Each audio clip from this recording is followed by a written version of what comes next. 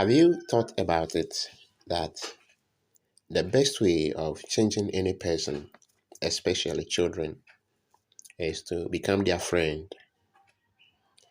By becoming their friend, I mean by seeking to understand what they do, by relating to them, by letting them describe their experiences in conversations, by praising the good that they do, and by suggesting ways to improve what you do not really like about them instead of criticizing them.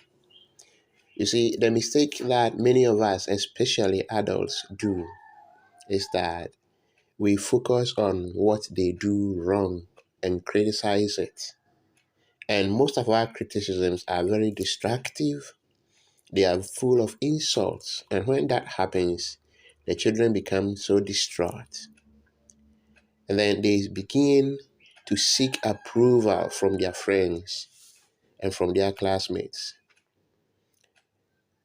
But if you should give them approval, they will value it because they know you have more experience.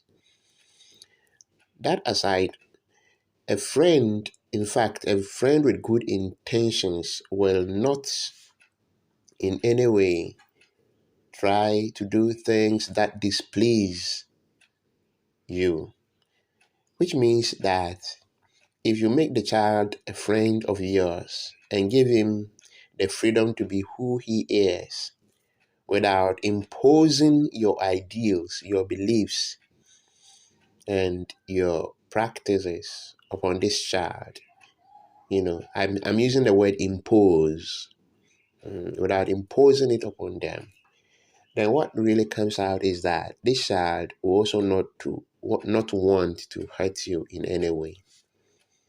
We find an example as Christians from what Jesus did when he met Zacchaeus. He called him, told him that he would stay with him in his house. He went there. He did not criticize Zacchaeus. He did not criticize Zacchaeus.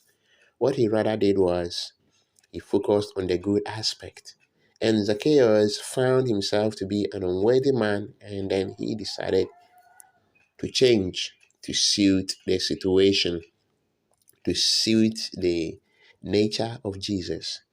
So, the best way of changing anybody is to become the person's friend. And then you try to influence the person's thoughts, the person's behavior.